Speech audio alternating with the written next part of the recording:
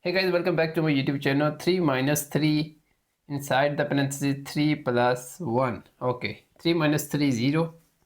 Okay, so 3 plus 1, right? So 0 and 3 plus 1 4. And now here is multiply, right? So 0 times 4 0. This is the incorrect answer. We use PEMDAS rule. Parenthesis first, exponents, right?